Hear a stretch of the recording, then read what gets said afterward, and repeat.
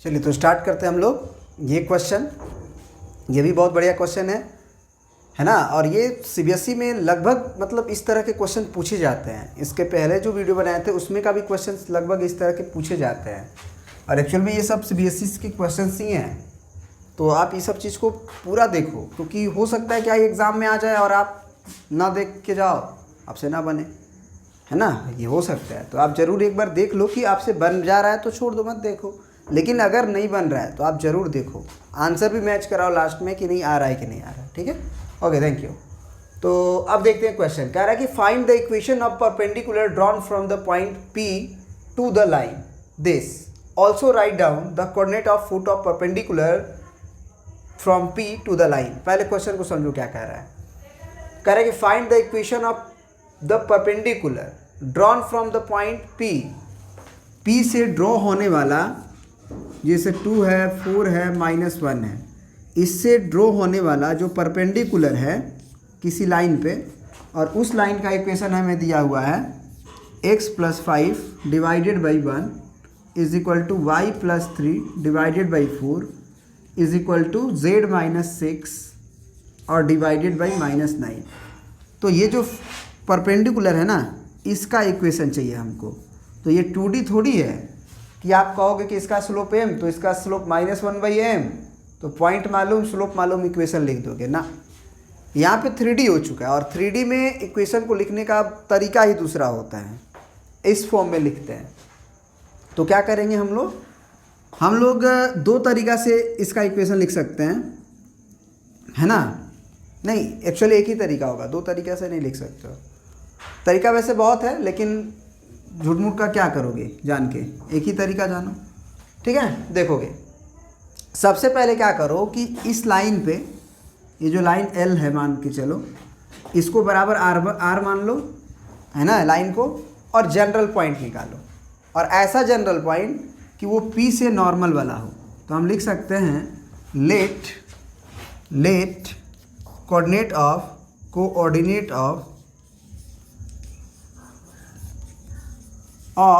n is, क्या होगा, x का वैल्यू, x कोऑर्डिनेट क्या होगा, तो ये 1 जाके मल्टीप्लाई होगा तो r और -5, तो r - 5। फिर y क्या होगा, तो 4r - 3, 4r - 3, और z क्या हो जाएगा हमारा, तो -9r और +6, -9r +6। अब यही n का कोऑर्डिनेट है। इस बात का क्या खासियत होगा, मतलब ये r के डिफरेंट वैल्यूज़ के लिए तो यहाँ भी पॉइंट हो सकता है। n ही है, इस बात की गारंटी तब होगी जब आप कहोगे कि Pn is perpendicular to L। इस कंडीशन को यूज करेंगे। Now Pn is perpendicular to L, इसलिए प्रोडक्ट ऑफ डायरेक्शन रेशियोज दोनों का, किसका, तो Pn का डायरेक्शन रेशियोज और इस लाइन का डायरेक्शन रेशियोज का प्रोडक्ट 0 होगा। a1a2 + b1b2 + c1c2 बराबर 0। अब इस लाइन का डायरेक्शन रेशियो तो 1 4 -9 है, इसका क्या होगा, तो इसका क्या होगा, अब देखो n का कोऑर्डिनेट तुमको पता है और p का कोऑर्डिनेट तुम्हें दिया गया है। तो n के कोऑर्डिनेट से p का कोऑर्डिनेट घटा दो, उसका डायरेक्शन रेशियो आ जाएगा। तो सबसे पहले लिखेंगे DRS ऑफ Pn।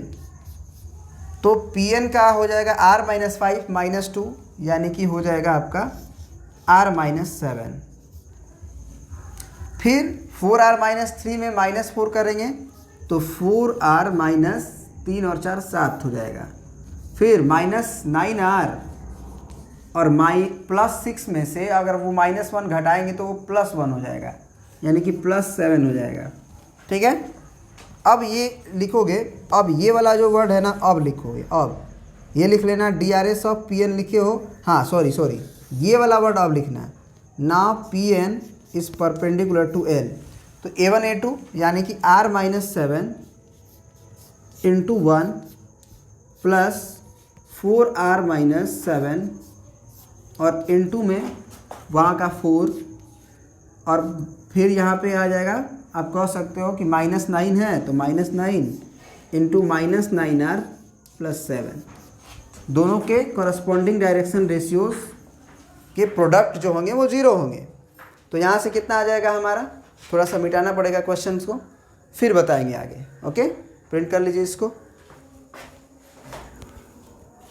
चलिए, तो यहाँ से मल्टीप्लाई करेंगे तो क्या होगा, r-7 फिर प्लस में 16r, चौर चौके 16r माइनस 7 चौके 28, ठीक है। और फिर -9 का -9r में मल्टीप्लाई होगा तो माइनस माइनस प्लस, 9 9 जा 81r, फिर माइनस प्लस माइनस और 9 7 63 इज इक्वल टू 0, ठीक है। अब क्या होगा, r का कैलकुलेशन अगर करें हम लोग तो ये 81r और 1r 82r, और 82r में हमको 16 जोड़ना है तो 6 2 8 और 8 1 9, 98r, ठीक है। ये -7, ये -28 और ये -63 सब उधर जाके जुड़ेगा, तो आप जोड़ लीजिए। ये 35 हो गया, 28 और 7 35, और 63 और 35 आपको जोड़ना है, तो ये 5 3 8 और 6 और 3 9, ठीक है। समझ में आया। तो यहाँ पे कितना हो जाएगा, r का वैल्यू आपका 1। अब r का वैल्यू बहुत प्यारा सा 1 आ चुका है, तो ये जो डायरेक्शन रेशियोज है pn का वो आ जाएगा। तो DRS ऑफ pn अगर आ गया हमारा r-7 यानी कि 1-7 यानी कि -6, फिर 4-7 यानी कि -3, और फिर आपका हो जाएगा -9 + 7 यानी कि -2। इसको और प्यारा सा बना लीजिए आप, नहीं बन पाएगा, माइनस से बस माइनस से मल्टीप्लाई कर सकते हो, तो 6 3 2 आ जाएगा। तो अब जो है इक्वेशन ऑफ परपेंडिकुलर लिख सकते हो। इक्वेशन ऑफ परपेंडिकुलर क्या हो जाएगा आपका, equation of perpendicular x - 2 divided by a यानी कि 6 is equal to y - 4 divided by b यानी कि 3 इज इक्वल टू z -1 यानी कि +1 डिवाइडेड बाई 2। ये हो गया आपका pn का इक्वेशन। अब अगर फुट ऑफ परपेंडिकुलर भी पूछा था इस क्वेश्चन में, तो n का कोऑर्डिनेट क्या होगा आपका, तो n का कोऑर्डिनेट आप शायद लिखे हुए थे इस इक्वेशन के तरफ से, हम मिटा चुके हैं। हम बता देते हैं क्या होगा, वो r और -5 होगा, है ना। n का कोऑर्डिनेट क्या था हमारा, r - 5 था, फिर आपका 4r - 3 था, 4r - 3, और फिर था -9r और +6। तो r का वैल्यू एक्चुअली हमारा आ चुका था क्या, 1। तो 1 डालेंगे तो n का कोऑर्डिनेट यानी कि फुट क्या आ जाएगा हमारा n, और वो हो जाएगा 1 डालेंगे तो -4।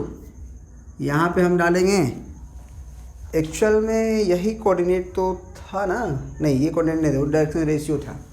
r का वैल्यू 1 डालेंगे तो 4 - 3 यानी कि 1, r का वैल्यू 1 डालेंगे तो -9 और +6 -3। तो ये आपका फुट ऑफ परपेंडिकुलर आ गया, ठीक है। तो आई होप कि ये समझ में आया होगा। ये सब सीख जाइए आप लोग कैसे कैसे करते हैं। Okay, thank you.